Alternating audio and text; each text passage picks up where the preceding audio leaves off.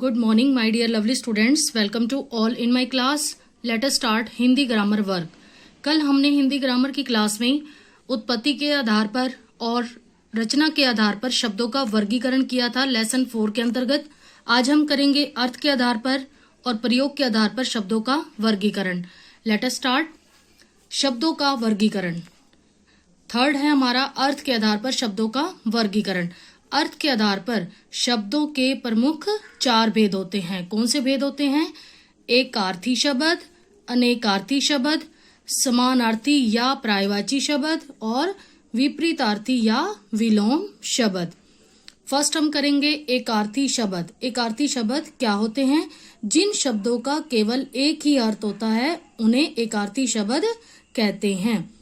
जैसे दीन. दीन शब्द है, इसका केवल एक ही अर्थ होता है गरीब. इसी तरह से इंतजार. इंतजार शब्द का केवल एक ही अर्थ होता है प्रतीक्षा. तो ये कैसे शब्द हैं? एकार्थी शब्द हैं. सेकंड हम करेंगे अनेकार्थी शब्द. जिन शब्दों का प्रयोग के कारण विभिन्न परिस्थितियों में अलग अलग अर्थ होता है उन्हें अनेकार्थी शब्द कहते हैं.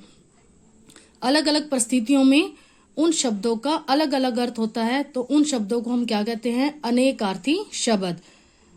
जैसे शब्द है अंक. अंक का अर्थ गोद भी होता है, चिन्ह भी होता है, गिनती के अंक भी होता है. उसी तरह भुवन. भुवन का अर्थ महल भी होता है, संसार भी होता है, लोग भी होता है और घर भी होता है. नेक्स्ट हम करेंगे समानार्थी या पर्यायवाची शब्द. परस्पर समान अर्थ देने वाले शब्दों को समानार्थी या पर्यायवाची शब्द कहते हैं. जिन शब्दों का एक जैसा अर्थ होता है उन शब्दों को क्या कहते हैं? समानार्थी या पर्यायवाची शब्द. जैसे पवन. पवन के पर्यायवाची शब्द क्या हैं? हवा, वायु, अनिल, समीर. इसी तरह से आंख के पर्यायवाची शब्द क्या हैं? नेत्र, नयन, लोचन, चक्षु. इन सभी का एक जैसा अर्थ है. नेक्स्ट हम करेंगे विपरीतार्थी या विलोम शब्द.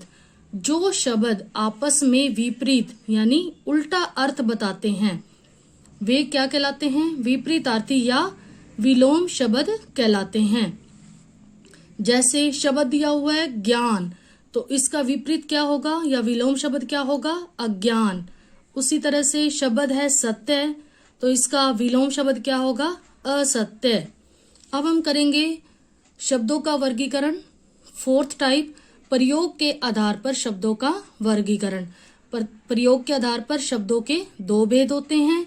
फर्स्ट है विकारी शब्द, सेकंड है अविकारी शब्द. अब विकारी शब्द क्या होते हैं?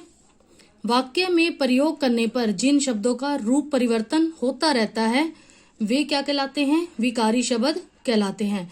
जिन शब्दों का रूप बदल जाता है वाक्य में प्रयोग करने पर उन्हें क्या कहते हैं? विकारी शब्द कहते हैं. जैसे मैं को क्या कह सकते हैं? मुझे, हम. इसी तरह बच्चा को क्या कह सकते हैं? बच्चे, बच्चों आदि. अब विकारी शब्द कितने प्रकार के होते हैं? ये 4 प्रकार के हैं. फर्स्ट है संज्ञा, सेकंड सर्वनाम, थर्ड विशेषण और फोर्थ क्रिया. अब हम करेंगे अविकारी शब्द क्या होते हैं. वाक्य में प्रयोग करते समय जिन शब्दों का कभी रूप परिवर्तन नहीं होता, यानी कि वाक्य में प्रयोग करते हुए जो शब्द बिल्कुल नहीं बदलते, वैसे के वैसे ही रहते हैं, उन्हें क्या कहते हैं?